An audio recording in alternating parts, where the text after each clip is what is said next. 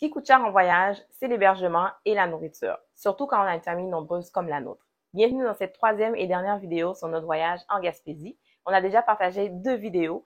La première, c'était l'hébergement et la deuxième, c'était les activités qu'on a faites. Si tu n'as pas déjà vu ces 2 vidéos, je vais te les laisser dans la description. Aujourd'hui, on va partager avec toi toutes nos petites astuces pour manger en Gaspésie sans te ruiner. Un petit conseil avant de commencer, si jamais tu regardes cette vidéo parce que tu prépares un voyage en Gaspésie, ce que je te suggère, c'est vraiment de regarder des vidéos selon ton mode de vie réel. Parce que la Gaspésie, c'est un voyage qu'on fait pas souvent dans une vie. Donc, c'est vraiment important que l'expérience soit agréable pour toi et pour ta famille. Est-ce que tu comptes voyager en famille? Est-ce que tu comptes voyager en couple? Est-ce que tu vas être avec des amis? Est-ce que tu t'en vas en VR? Est-ce que tu t'en vas en moto? Est-ce que tu t'en vas en vélo? C'est vraiment super important. Est-ce que tu veux t'imprégner de la nature ou est-ce que tu veux juste faire les touristes?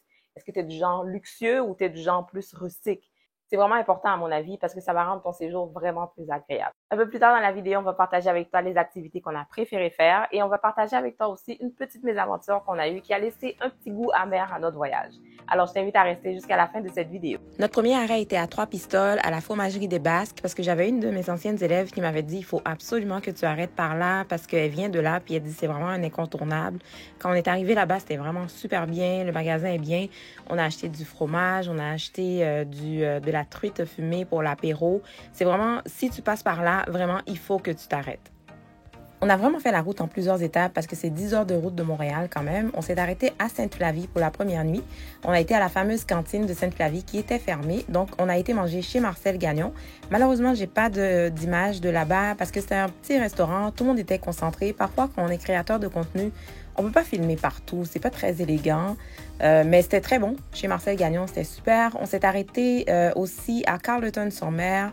Et là, on a été manger au Dixili parce que mon mari avait vu que c'est comme un endroit où il fallait absolument aller manger. Le Dixili, c'est comme un genre de PFK, donc Kentucky Fried Chicken. Donc KFC pour les Français. Nous, on dit PFK au Québec parce que c'est le poulet frit Kentucky. C'est super bon. C'est vraiment moins salé que le PFK, je te dirais. Puis j'ai bien aimé. C'est super bon. Puis si jamais tu passes par là, il faut vraiment y aller aussi. Là. Le Dixili, c'est à essayer. On avait loué un chalet à Percé qui était au pic de l'Aurore. C'est un chalet avec une superbe belle vue. Nous, quand on va dans ce genre d'endroit-là, on loue toujours des endroits avec des kitchenettes pour qu'on puisse faire à manger. Je vais te montrer ça tantôt. On s'est aussi arrêté à l'épicerie, donc c'était vraiment quelque chose qui était super important pour nous, pour qu'on puisse aller faire notre épicerie, pour avoir de quoi manger.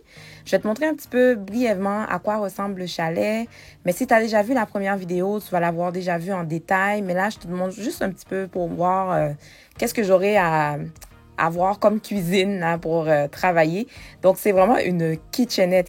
Mais je t'assure, moi, j'ai aucun problème pour cuisiner dans ce genre d'endroit-là. Je suis habituée d'aller dans ce genre de petits chalets où on a comme 2 petits ronds, là, tu vois. C'est vraiment pas gros. J'ai voulu vraiment te montrer avec ma main, mais moi, t'inquiète pas, je suis capable de faire mon couscous, mon agneau, ma viande. Moi, je fais tout là-dedans, là. Donc, on a été à l'épicerie, puis on s'est fait un petit menu pour savoir qu'est-ce qu'on va manger. Si c'est la première fois que tu passes par ici, je te souhaite la bienvenue sur notre chaîne familiale. Mon nom est Daphné, je suis maman de 3 enfants, on vit au Canada. On est une famille de 5. On a du contenu quand même assez varié autour de la vie de famille et ma vie de maman. Je vais t'inviter à aller faire un petit tour sur la chaîne pour voir si notre contenu t'intéresse. Si c'est le cas, je t'invite à t'abonner évidemment. N'hésite pas à nous laisser un petit pouce bleu parce que ça va nous aider beaucoup au niveau de l'algorithme de YouTube. Laisse-nous un petit commentaire aussi pour te présenter, comme ça on va apprendre à faire connaissance, on va savoir qu'est-ce que tu cherches exactement sur notre chaîne. Pour les anciens abonnés, merci d'être passé, merci de continuer à encourager notre chaîne. On a passé 3 nuits à Percé, on a toujours mangé au chalet pour le souper et le dîner, ça on mangeait à l'extérieur. Notre premier souper c'était de la salade de choux que j'ai acheté et des steaks que j'avais fait en lanière comme ça. La deuxième nuit on a mangé des pâtes avec du pesto. C'est sûr, tu sais, c'est pas des repas super santé, mais on est en vacances, on veut économiser. C'est pas là qu'on va commencer à faire nos chichis, là. Tu vois ce que je veux dire? C'est pas notre habitude de manger comme ça, mais on est en vacances. La troisième soirée, on a mangé des pâtes avec une petite sauce qui est un délice. Je vais te montrer ça tantôt. Cette fois-ci, j'ai fait un effort. Hein. J'ai mis des légumes, tu vois. J'ai des brocolis et des choux de Bruxelles. Pas des choux de Bruxelles, excuse-moi. Des choux-fleurs que j'ai fait blanchir, sûrement parce que j'étais tannée de manger des cochonneries. Fait que là, j'ai mis des légumes cette fois-ci. Et ça, c'était des côtelettes de porc qu'on a mis à côté. Pour les déjeuners, ça, on avait apporté des gruots puis des trucs comme ça que les enfants mangeaient rapidement et du pain aussi. Voici la fameuse sauce. Je ne sais pas si elle est commercialisée à Montréal. Ça s'appelle la Reine des sauces. Nous, on avait pris celui à la viande. C'est un produit du Québec. C'est super bon. On dirait vraiment que c'est toi qui as fait ta sauce. D'après moi, il doit pas avoir beaucoup de chimiques là-dedans. Là. C'était super bon. Si jamais tu tombes sur ça à l'épicerie, achète-le, puis donne-moi des nouvelles, OK? Sur la rue, ici, on a les restos et tout ça, mais ça dépend vraiment de ton budget, OK? Donc, si tu veux souper à l'extérieur, tu peux souper à l'extérieur si tu veux.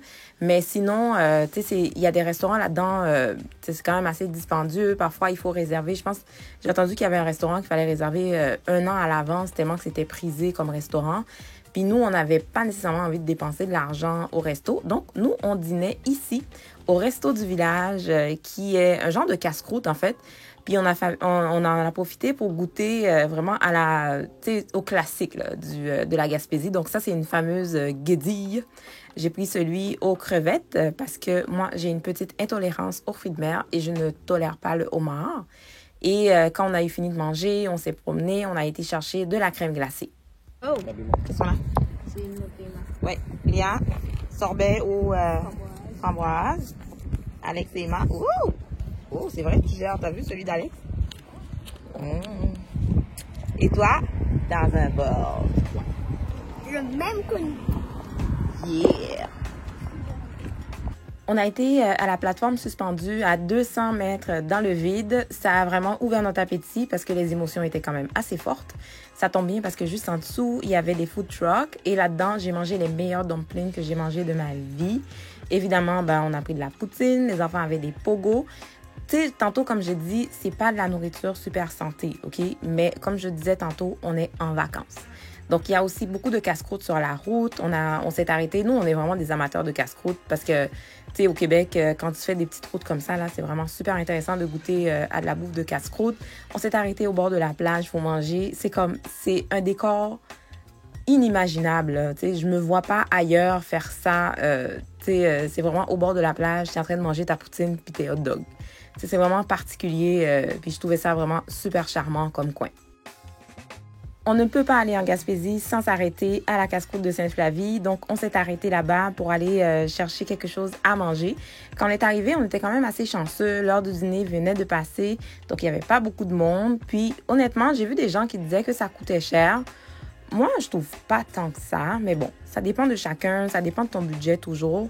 Puis, on a acheté, nous, de la poutine, puis c'est pas mal tout. Donc, on n'a pas été très, très explorateur. On a acheté une petite poutine classique, une petite poutine aux crevettes et mon mari voulait absolument goûter à la poutine au homard parce que, tu sais, on peut pas aller en Gaspésie puis pas goûter à ça. Fait que je voulais pas pénaliser tout le monde. Fait que ils en ont acheté puis apparemment, c'était super bon. Notre dernier arrêt, c'était à Matane pour aller voir le fameux coucher de soleil. Et puis finalement, il n'y avait pas de place au restaurant du motel où on était descendu. Donc, on a été manger au Saint-Hubert, tout simplement. Donc, c'est ça. On a été manger au Saint-Hubert. On a pris la nourriture pour emporter dans notre chambre. Malheureusement, la chambre était tellement mal équipée. Les enfants mangeaient à table. Mon mari et moi, on était sur le lit. Moi, j'étais sur le sofa. C'était vraiment pas ce qu'il y a de plus pratique, mais c'était quand même correct. Puis, tu sais, c'est du Saint-Hubert, là. Donc, ça coûte pas cher. C'est le même prix partout au Québec. Moi, j'avais mon petit verre de vin dans un verre en plastique. Tu sais, c'est pas très chic, mais c'est les vacances. C'est comme ça. On a l'habitude de voyager beaucoup au Québec, puis on va dans des coins vraiment super reculés. Puis tu sais, nous, on est une famille de noirs, tu sais, on est chocolat, chocolat, OK? Quand on arrive dans des endroits comme ça, il y a 3 types de personnes, je te dirais. Non, 4 types de personnes. Il y a ceux qui nous ignorent. C'est comme si, genre, ils nous voient même pas, ils s'en foutent. Il y a ceux qui nous regardent avec curiosité, mais qui viennent pas nous parler, mais tu vois qu'ils nous regardent. Il y a ceux qui viennent carrément nous parler, puis ils pensent toujours qu'on vient d'un autre pays, parce que les gens demandent, vous venez d'où? Là, on est comme, de Montréal. Mais souvent, les gens, ils aiment engager la conversation avec nous. Ils vont parler des enfants. Ils sont beaux, vos enfants, blablabla. Et il y a aussi ceux, parfois, qu'on sent une certaine hostilité. Mais généralement, ces gens-là, ils viennent jamais nous parler. On sent juste l'hostilité de loin. Puis ça, c'est correct. Tu as le droit de pas aimer du monde. Là. On n'aime pas tout le monde. Ça, c'est correct. Mais quand on était à Rimouski, on s'est arrêté à la station de service pour faire l'essence. Puis il y avait un monsieur qui était à côté de nous. Moi, je l'avais pas remarqué. C'est mon mari qui m'a dit qu'il était déjà là-bas. Puis sur l'autoroute, le monsieur, il arrêtait pas de nous coller, là, mais tu sais, vraiment coller, coller. Puis il y avait pas de trafic, rien. Fait que j'étais comme, mais pourquoi il nous colle comme ça? Puis il y avait un trailer de compagnie, là. Fait que, tu sais, c'est pas un monsieur de nulle part, là. Il y avait une compagnie, puis tout. Puis quand on est arrivé sur l'autoroute, il nous collait comme ça. Puis à un moment donné, il y avait une sortie, puis il est sorti à droite, puis nous, on a continué tout droit. Puis je sais pas ce qui s'est passé, j'ai comme tourné la tête, puis j'ai vu il nous a fait un droit d'honneur. J'étais comme, OK, mais c'est quoi le rapport? Pourquoi il nous fait ça, tu sais? Puis après, j'ai compris, tu sais, on est des Noirs, fait que peut-être que pour lui, on n'avait pas d'affaire à être là, tu sais. Puis souvent, nous, quand on va dans des coins comme ça, il y a des endroits où c'est arrivé une place aussi que je sentais l'hostilité. Puis, tu sais, c'est pas genre un regard curieux, mais c'est un regard vraiment hostile. Je vais pas nommer l'endroit parce que, tu sais, je suis, je vais pas le dire. Puis là, j'ai dit à mon mari, on continue tout droit, OK? Nous, on roule, on descend pas ici, là. Puis on a roulé sur la rue principale, on n'est jamais descendu de l'auto parce que d'habitude, on aime ça descendre, regarder les endroits et tout. Cette fois-là, là, on a continué tout droit, on n'est pas descendu du tout. Mais je te dirais, à Rimouski, ça a laissé comme un petit goût amer à notre voyage. C'est notre dernier arrêt, c'est notre dernier contact vraiment avec ce coin-là. Puis ça, comme on dit au Québec, là, je te dirais, c'était ordinaire. C'était vraiment ordinaire parce que, je sais pas, j'ai pas compris. J'ai pas compris pour de vrai. Puis ce genre de comportement-là, il faut pas essayer de les comprendre non plus, là, il faut dire. Mais en tout cas, je trouvais ça bien ordinaire. Fait que ça a laissé un petit goût amer. Mais sinon, généralement, en Gaspésie, les gens sont super chaleureux. Ça a très bien été. On n'a jamais eu aucun problème là-bas. Puis tout le monde était super gentil. Souvent, quand on arrive dans certains endroits, on est les seuls noirs. Tu sais, des fois, il va y avoir des groupes mixtes, mais tu sais, chocolat comme nous, là, on est souvent les seuls. Fait que cette fois-ci, en Gaspésie, je te dirais, c'était vraiment très charmant. Mais Rimouski, ça, c'était pas fort. Le coucher de soleil à Matane, c'était vraiment notre petit moment miracle qu'on a vécu là-bas. C'était vraiment super charmant comme moment parce qu'on voulait vraiment voir ce coucher de soleil-là. On a vécu beaucoup de péripéties avec la pluie et tout. Et le soleil s'est couché sur une petite bande juste pour nous, comme si c'était écrit dans le ciel que quelqu'un s'est dit, bon, regarde, on va leur donner ça comme petit miracle. On a vraiment aimé ça. Ça a été un moment magique qu'on a vraiment tous gardé en mémoire dans notre famille.